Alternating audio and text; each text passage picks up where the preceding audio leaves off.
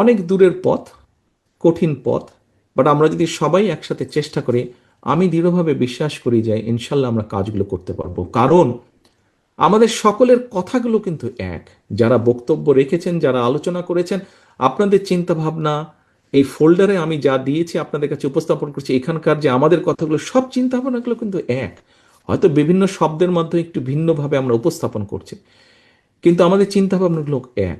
এতগুলো মানুষ যখন একইভাবে একই কথা একই কাজ চিন্তা করছে, আমরা যদি সকলে ঐক্যবদ্ধ থাকি, অবশ্যই ইনশাল্লাহ আমরা করতে কাজগুলো সক্ষম হব। এখন আমাদের দায়িত্ব হচ্ছে যে একটি রাজনৈতিক দল হিসেবে, রাজনৈতিক দলের কর্মী হিসেবে, রাজনৈতিক দলের অ্যাক্টিভিস্ট হিসাবে আমাদের, এবং আমরা সকলে যারা বিশ্বাস করি যে এই কাজগুলো করলে দেশের এবং দেশের মানুষের ভাগ্যের পরিবর্তন ঘটবে, তাহলে আপনাদের সকলকে আমি একান্তভাবে বিনীত অনুরোধ করব। একজন বক্তা এখানে বলেছেন যে এয়ার কন্ডিশন ঘরের ভিতরে থাকলে হবে না, আমাদেরকে ছড়িয়ে পড়তে হবে। ইয়াস, উনি সঠিক বলেছেন।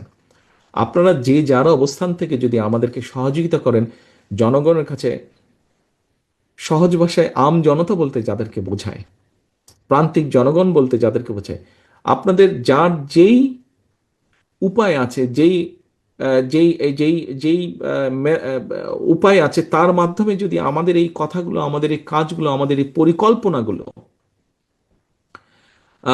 পৌঁছে দিতে পারেন, তাহলে আমি মনে করি দেশ এবং জাতির উপকার হবে।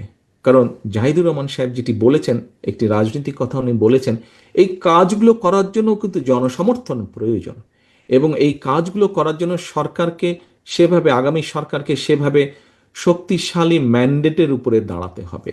যদি ম্যান্ডেট দুর্বল হয়, তাহলে হয়তো অনেকগুলো কাজ করা সম্ভব হবে না। এবং সেই শক্তিশালী ম্যান্ডেট যদি পেতে হয়, অবশ্যই জনসমর্থনের প্রয়োজন, যেটি আপনারা আজকে এখানে উপস্থিতিবৃন্দ, সম্মানিত উপস্থিতিবৃন্দ, আপনারা আপনাদের প্রত্যেকটি মাধ্যমে, আপনাদের উপায়ের মাধ্যমে আপনারা আমাদেরকে সহযোগিতা করতে পারেন। আসুন, আমাদের আগামী দিনের প্রত্যাশা হোক, আগামী দিনের শপথ হোক যে আমরা আমাদের প্রত্যাশিত বাংলাদেশের কাজটি যাতে আগামী সরকার শুরু করতে পারে। এই কাজের কোনো শেষ নেই, এটার ইমপ্রুভমেন্ট হবে, কিন্তু অন্তত শুরু যাতে আমরা ভালো কাজগুলো করতে পারি। আসুন, আজকের অনুষ্ঠানে এটিই হোক আমাদের প্রমিস, এবং এটিই হোক আমাদের প্রত্যাশা, জনগণের কাছে প্রতিশ্রুতি।